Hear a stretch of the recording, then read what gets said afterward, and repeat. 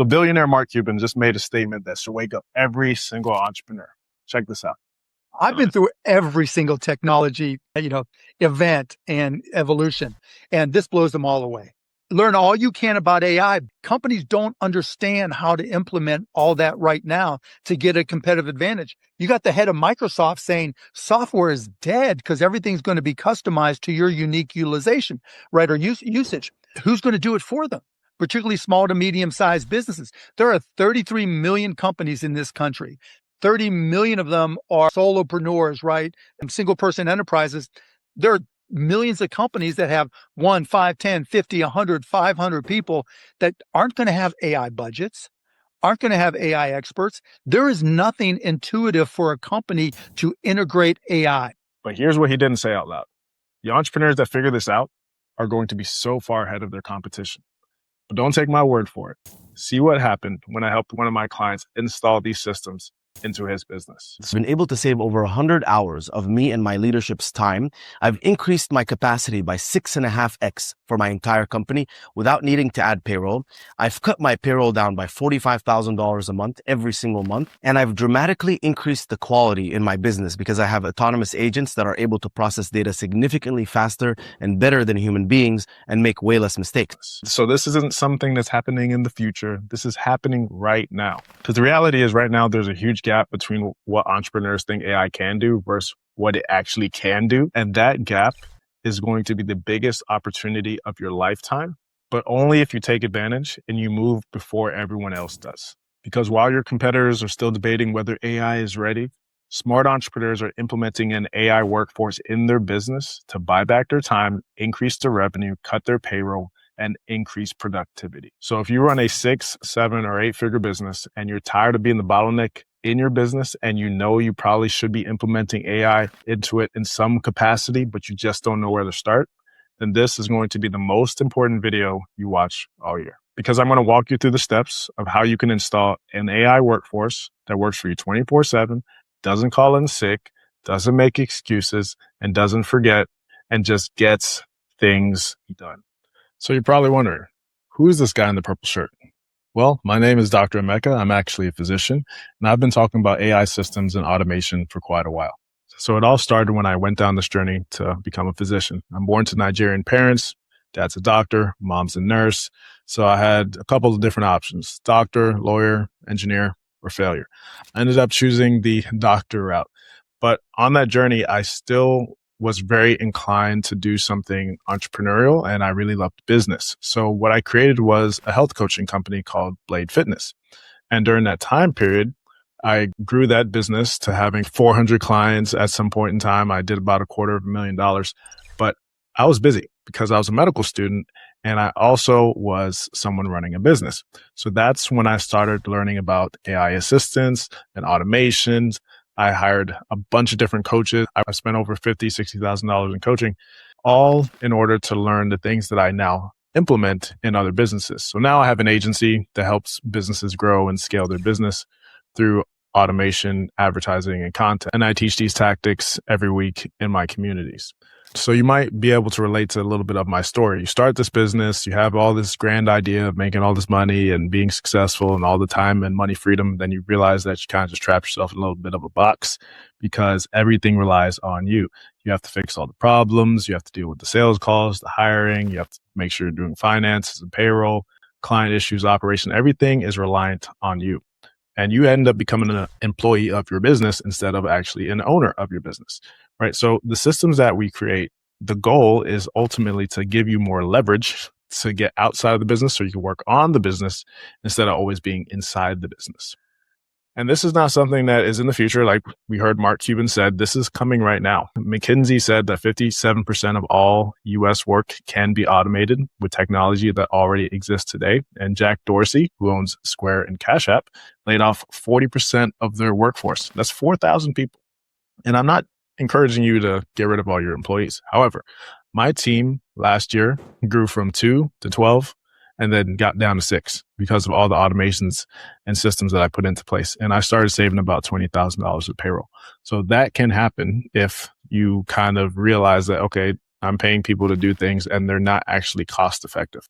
But at the same time, you can use these tools to actually empower them to be more productive and actually help you increase your upside and your revenue. So I'm not telling you to fire everybody, but if you do, I'm not mad at you either. So there's only 4 major components of any AI workforce in order for this to work. So you have the brain. So the brain is essentially Claude, ChatGPT, Gemini, all these large language models that you're probably familiar with. And then you have the memory. So the memory is the SOP architecture. So everything in your business should have some sort of standard operating procedure. So how do you answer calls? How do you generate leads? How do you follow up with these leads? How do you create your content? How do you deal with payroll? How do you escalate things through management? All these things should have an SOP because that is the memory layer that is going to be the foundation for your AI workforce to build upon, to refine, and to get better with. And then you have storage. So you need a way to store all this data so that way your AI workforce knows what to pull from and when to pull from. So some people use things like Obsidian. Some people use things like Supabase. There's lots of different tools to do these things, but it's very, very crucial that you have that in place. Otherwise, your AI is not going to have good memory. And these AI tools are notorious for not having good memory. However, when you build the infrastructure the right way, they have unlimited memory and they're able to pull from the right things at the right time. And they work amazing. And the last thing that you need is the sandbox. It's not the little thing that your little kid plays in. It's like a protected virtual computer in the cloud that runs 24/7. Because the problem is, say you build these AI agents on your computer. If your electricity goes out, it stops working.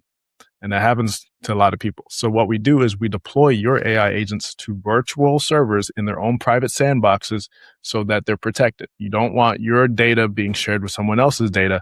So that's why yours is in its own virtual private sandbox. And this allows your agents to work 24/7 while you sleep and also not call in sick. So our process when we implement these into business is the first step is we have to do a really deep dive audit. So we figure out everything that's running in your business. We map it out on a flowchart ourselves, and then we take it through what we call the 3 filter test. Does it move your most important KPIs? Does it save the most time for your team? And does it increase the quality of your output? Because if it's a no to any of these things, it's probably a waste of time, right? So you need to make sure that you start at the top. What are the things that move the needle the most? And those are the things that we work on and the things that we need to fix. Most owners have never actually done this process. So when we do it, it kind of opens up a lot of opportunity for them to realize, wow, there's a lot of things in my business that are sucking away my time that are not actually driving revenue. I should have been fixing this a long time ago. So after we do that, what our goal is to plug every single leak, because that ultimately is how businesses grow. Is not by just pouring more leads or pouring more traffic into the front end. It is plugging all of the leaks so that way you're more efficient throughout the whole pipeline of your business. And then once we've done that, each agent is essentially going to have a primary role. So you don't want one agent that does everything. You're going to build sub-agents that have specific tasks so that way they can get better at these specific tasks the same way you would have an employee. So you have your SOPs, you train your agents on your SOPs, and then you also have your agents doing a job on a consistent schedule the same way your workforce would if you employed a human. It's very, very similar. However, they just are more efficient oftentimes than humans because they just don't lose their mental bandwidth or need a Red Bull, right? So for instance, you might have a sales agent, someone that every time you have a new lead, does research on your lead, might go to Perplexity, might go to Google, might do some research on them to figure out their reviews, give you a little bit of a report. So that way, when you get on a sales call, you have more information than ever before to actually figure out, one, is this a good client for you? Two, you're way more prepared to close that deal. And then you can have a marketing agent that looks at all of the different competitors that are running similar offers in the space and finds out ways for you to differentiate yourself in the space, and also is monitoring your ad campaigns and self-improving them over time. And then you can have someone like a support agent, something that monitors all your clients, sees which phases they are in the process of your onboarding or your scaling or your fulfillment. And then it monitors them. It sees where any people are at risk, and it flags the people at risk and tries to solve the problems or alerts you before it becomes someone that churns. And then you have a finance agent. Then you can have a finance agent, which is responsible for making sure that your finances are in check. is that you're hitting your revenue targets, that you're not spending more than you should be. So all these things that you're probably not able to pay attention to, you can build sub agents for them, and they can help you monitor and stay on track.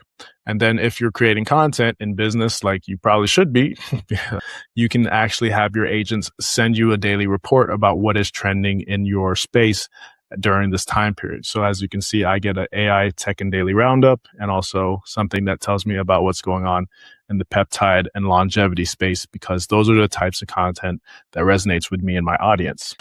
So then I have my top 3 priorities, like to get my clients ads live, to renew a specific authentication that I need in order for my system to work, and also to prep my webinar. And then it can also execute things because it's always listening to my Fathom recordings. So it can immediately say, hey, I can build out these systems for you. Just give me the go ahead. So then the cool thing about this is that the system self-improves. The more it knows about you, the more it goes through this process, has a feedback loop. So it monitors every function that it does daily. It flags the bottlenecks, and also it finds out what are some new automation opportunities. How can we do this better? You provide it with feedback, and the more you use it, the better it gets. So that way it becomes a self-improving loop. And when it comes to security, you're always in control. That's the most important thing. You do not want your business data being exposed to a bunch of different things. So you have to reduce the blast radius, as my friend Jay likes to say. So you don't want to give this thing untethered access to everything that you have. It should have its own email. It should have its own access to certain things. If you want it to spend money for you, it should have its own disposable card that has a limit on it, so it doesn't like liquidate your whole bank account. But typically the way that these agents are built is that nothing happens unless you give it explicit approval. So it shouldn't go rogue without you giving it instructions to do so. So a lot of times you have to approve most of the things that could have any catastrophic outcome, like sending an email to a list of 10,000 people. It's not going to do that automatically. So hopefully you got a lot of value out of that. If you'd like us to implement some of these AI systems into your business, down below, you have the opportunity to speak to myself or a member of my team, where we'll walk through every single step and part of your business. And then we'll show you some opportunities that would have the highest leverage impact in helping your business continue to grow. And then if we're a good fit to work together, we'll also walk you through what those steps look like. All right. But either way, good luck. Go out there, crush it. AI is here to stay. It's time to build your AI workforce. Do not get left behind.